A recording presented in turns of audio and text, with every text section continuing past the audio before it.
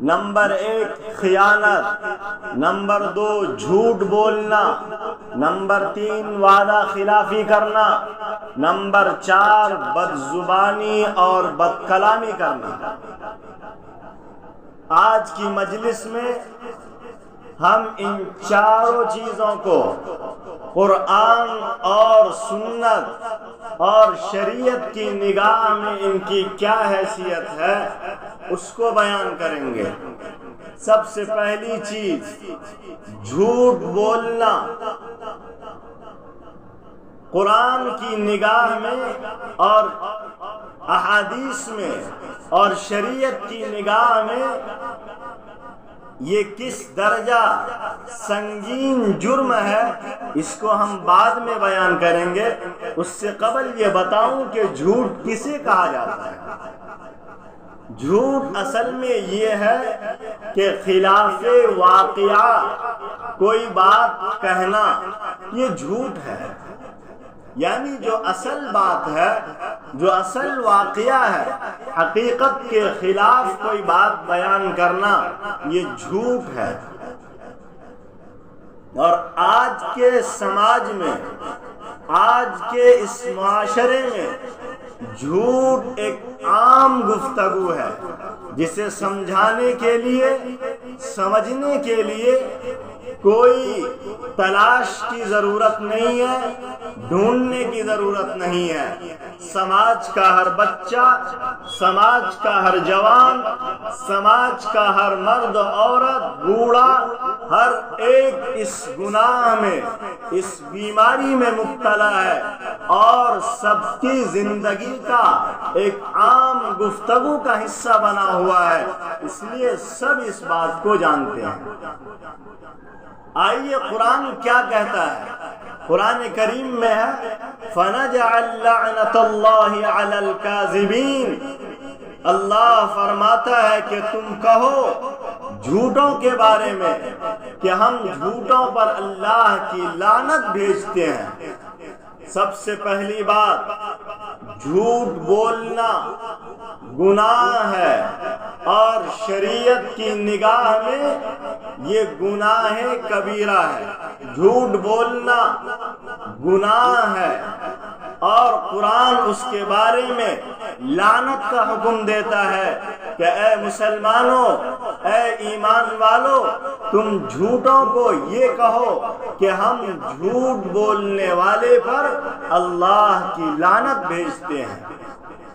پہلی بات، جھوٹ بولنے والا قرآن کی نگاہ میں لعنت کا مستحق ہے، اور اللہ کے رسول نے حدیث میں صاف بتا دیا کہ جھوٹ بولنے والا منافق ہے، جھوٹ بولنے والا سیرت میں، اخلاق، کردار، اعمال میں منافق ہے۔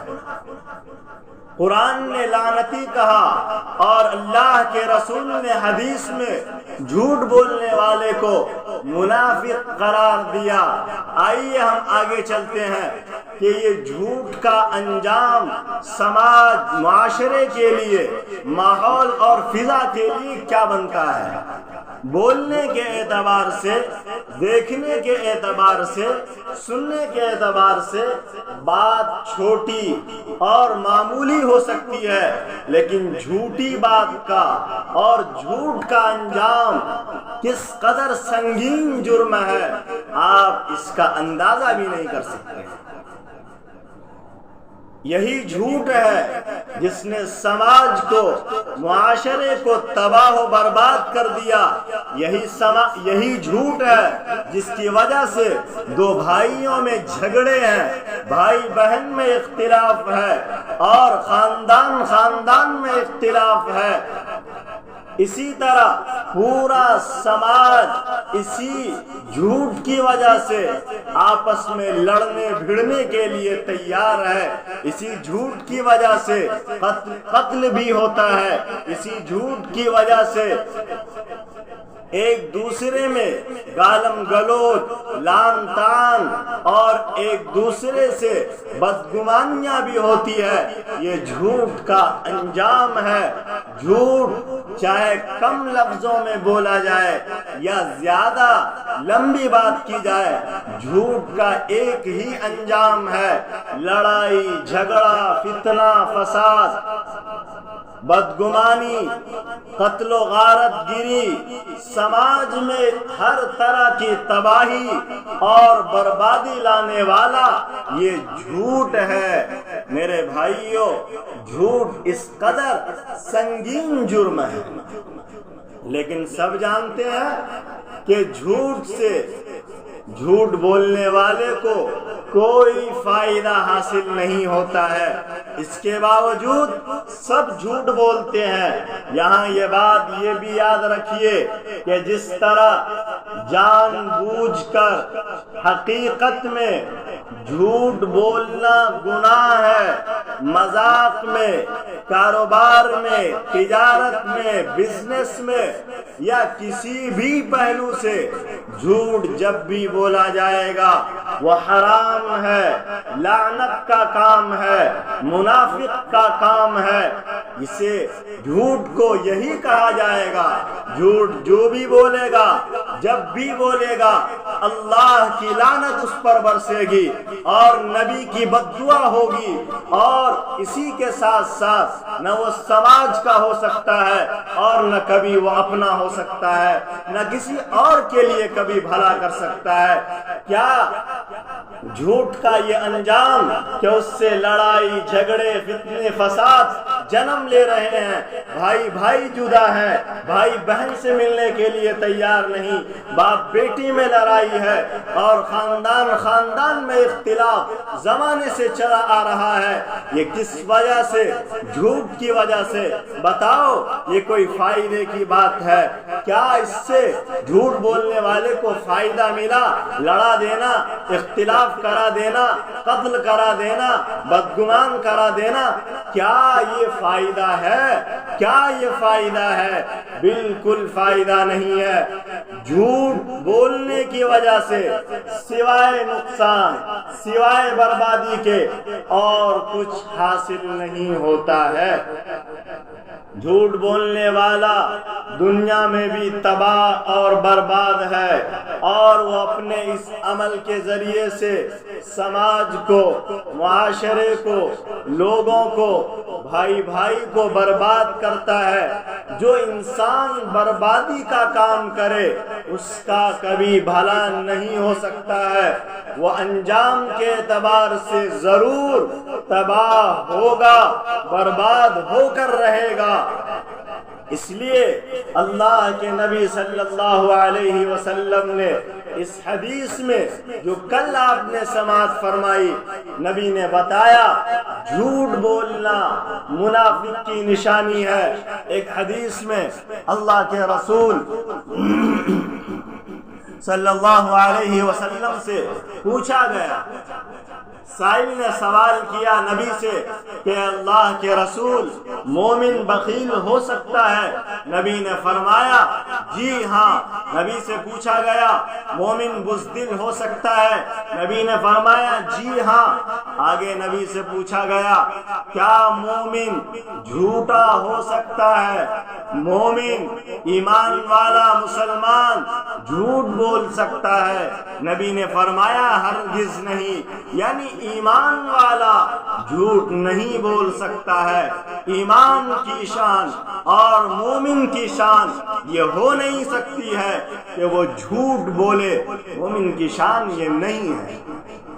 اور ایک حدیث میں اللہ کے رسول صلی اللہ علیہ وسلم نے فرمایا کہ جب انسان آدمی جھوٹ بولتا ہے تو اس کے جھوٹ بولنے سے جو اس کے منہ سے بدبو آتی ہے، فرشتے اس کی بدبو سے 1 میل دور ہو جاتے ہیں۔ یہ سارے نقصانات ہیں، یہ سارے تباہیاں اور بربادیاں ہیں جو جھوٹ کے نتیجے میں سامنے ابھر کر آتا ہے۔ بتاؤ ان تمام نقصانات اور تباہی اور بربادی کے بعد کیا کوئی عقل مند انسان جھوٹ بولنا گوارا کر سکتا ہے؟ لیکن اس کے باوجود آج مسلمان اور مومن سب سے زیادہ کاروبار میں، تجارت میں، بزنس میں جھوٹ بولنے میں لگا ہوا ہے۔ بات بات میں، ہنسی مذاق میں، بچہ، جوان، بوڑھا، مرد، عورت سب اس بیماری میں، اس گناہ میں مبتلا ہے۔ اور صورتحال یہ ہے کہ اس جھوٹ کو گناہ تصور کیا جانا اور اس کی قباحت، شناعت اور اس کی برائی دل سے نکلتی جا رہی ہے، بلکہ نکل چکی ہے، اور پورے ہمت جرأت کے ساتھ لوگ جھوٹ بول رہے ہیں اور یہ باور کرا رہے ہیں کہ بغیر جھوٹ کا سہارا لیے کاروبار نہیں چلتا، تجارت نہیں چمکتی ہے اور منافع، انکم زیادہ نہیں ہوتا ہے۔ کاروبار، تجارت، بزنس ایسا ہے اس میں جھوٹ بولنا پڑتا ہے۔ تو اے مسلمانوں یاد رکھو، اگر تمہارا ایمان یہی بن گیا ہے کہ کاروبار، تجارت بغیر جھوٹ کے نہیں چلتا، تو پھر اللہ کے نبی نے فرمایا ہے کہ جھوٹ گناہ کی طرف لے جاتا ہے اور انسان جھوٹ بولتا رہتا ہے اور جھوٹ کے تلاش میں لگا ہوا رہتا ہے، یہاں تک کہ وہ اللہ کی نگاہ میں اور اللہ کے یہاں جھوٹا کذاب لکھ دیا جاتا ہے۔ اگر تمہارا ایمان یہی ہے تو تمہارے لیے یہ فیصلہ ہے کہ تم کذاب لکھ دیے گئے، اور کذاب کے لیے اللہ کی لعنت، نبی کی بد دعا، اور فرشتے اس سے دور ہو جاتے ہیں، فرشتے اس کے قریب نہیں آتے، اور وہ سماج میں، معاشرے میں لوگوں کی نگاہ میں گر جاتا ہے۔ ایک دن آتا ہے اس کا وقار، اس کی عظمت، اس کی برتری، اس کی حیثیت، اس کی وقار سماج سے اور لوگوں کے دلوں سے بالکل نکل جاتی ہے، اور وہ سب سے زیادہ گھٹیا، گیا گزرا انسان لوگوں میں مانا جاتا ہے۔ یہ اس جھوٹ کا صلہ ہے، نہ دنیا ملے گی، نہ آخرت ملے گی، نہ یہاں کامیابی ملے گی اور نہ آخرت میں کامیابی۔ اس لیے مسلمانوں، میرے بھائیوں، جھوٹ کو گناہ سمجھو اور اس گناہ سے اپنے آپ کو بچاؤ، سماج کو بچاؤ، سماج کے ہر فرد کو اس گناہ سے بچاؤ، اپنی اولاد کو بچاؤ، اپنے بھائی برادر کو بچاؤ، اور انہیں اس گناہ پر جو اللہ کے رسول نے وعید بیان فرمائی ہے سناؤ، اور اسے باز آنے کے لیے کہو۔ جو جھوٹ سے باز آ گیا، وہ جو جھوٹ بولنا چھوڑ دیا، باز آ گیا اور سچ کا عادی ہو گیا، وہ کامیاب ہے۔ اور اللہ کے رسول نے فرمایا جب انسان جھوٹ چھوڑ دیتا ہے اور سچائی کا عادی بن جاتا ہے، سچ بولنے کا اہتمام کرتا ہے اور وہ سچ بولتا رہتا ہے، سچ کا متلاشی رہتا ہے، اللہ کی نگاہ میں، اللہ کے یہاں وہ صدیقین میں اس کا نام لکھ دیا جاتا ہے۔ یعنی سچے بندوں میں، نیک بندوں میں صدیقین جو بڑا اونچا مقام ہے، سچ بولنے کی وجہ سے اللہ اس بندے کا نام صدیقین میں لکھ دیتے ہیں۔ اللہ تعالی ہم سب کو عمل کی توفیق عطا فرمائے اور اس گناہ اور اس جھوٹ کے گناہ سے، اس سنگین جرم سے ہم سب کی حفاظت فرمائے، آمین۔